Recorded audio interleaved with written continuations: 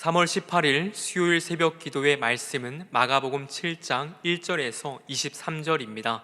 이 중 1절부터 9절까지의 말씀을 봉독하겠습니다. 바리새인들과 또 서기관 중 몇이 예루살렘에 와서 예수께 모여들었다가 그의 제자 중 몇 사람이 부정한 손 곧 씻지 아니한 손으로 떡 먹는 것을 보았더라. 바리새인들과 모든 유대인들은 장로들의 전통을 지키어 손을 잘 씻지 않고서는 음식을 먹지 아니하며 또 시장에서 돌아와서 물을 뿌리지 않고서는 먹지 아니하며 그 외에도 여러 가지를 지키어 오는 것이 있으니 잔과 주발과 녹그릇을 씻음이로라. 이에 바리새인들과 서기관들이 예수께 묻되 어찌하여 당신의 제자들은 장로들의 전통을 준행하지 아니하고 부정한 손으로 떡을 먹나이까? 이르시되 이사야가 너희 외식하는 자에 대하여 잘 예언하였도다. 기록하였으되 이 백성이 입술로는 나를 공경하되 마음은 내게서 멀도다.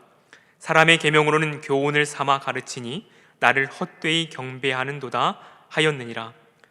너희가 하나님의 계명은 버리고 사람의 전통을 지키느니라. 또 이르시되 너희가 너희 전통을 지키려고 하나님의 계명을 잘 버리는도다. 아멘. 본문의 말씀을 통해서 전통보다 중요한 하나님의 말씀이라는 제목으로 말씀을 나누겠습니다. 바리새인들이 장로들의 전통을 어긴 제자들을 비난합니다. 그러자 예수님은 사람의 전통을 지키려다가 하나님의 계명을 저버린 잘못을 책망하게 되죠. 신앙의 참된 본질이 무엇인지 묻고 있는 것입니다. 본문의 내용을 통해서 예수님은 세 가지를 가르치고 있습니다. 첫 번째는 전통에 집착하지 말라는 것입니다. 종교 지도자들은 예수의 제자들이 부정한 손으로 음식 먹는 것을 보고 전통을 어겼다고 비난했습니다.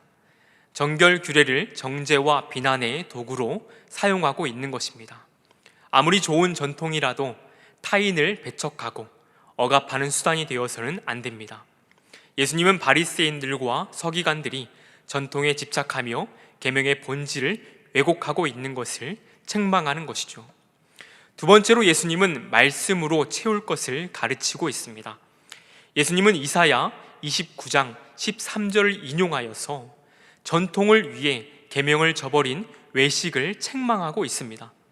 하나님의 말씀보다 관습과 전통에 집중할 때 내면은 공허해집니다. 말씀 안에서 생생하게 하나님과 교제하며 우리의 전 인격을 하나님의 말씀으로 채워야 합니다.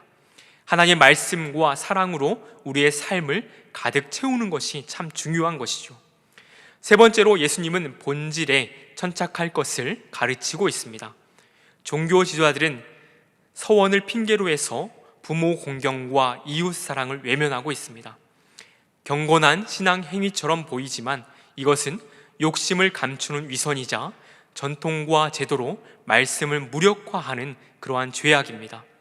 중심을 보시는 하나님 앞에 거짓 없는 믿음을 우리는 행해야 할 줄 압니다. 사랑하는 성도 여러분, 예수님은 사람 안에서 나오는 것이 사람을 더럽게 한다라고 말합니다. 음란과 탐심, 그리고 질투와 교만, 그리고 인간의 모든 삶을 그것들이 오염시키는 것이죠. 말씀을 묵상하면서 사도 바울이 디모데후서 3장 5절에서 표현하고 있는 말씀이 떠올랐습니다. 경건의 모양은 있으나 경건의 능력이 없는 성도들에 대한 책망인 것이죠. 종종 저 자신을 보면서 나는 외식하고 있는 그리스도인이 아닌가, 그리고 빛 좋은 게살구와 같은 목사이고 속은 썩어 있는 목사가 아닌가 생각할 때가 있습니다.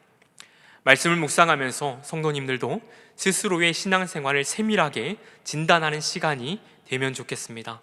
그리고 예수님의 교훈을 통해서 우리의 삶이 하나님의 말씀으로 세워지고 또 회복에 필요한 삶의 영역이 있다면 회복되어지고, 그래서 삶의 모든 부분들이 참된 신앙을 추구하는 그러한 그리스도인이 되기를 소망합니다.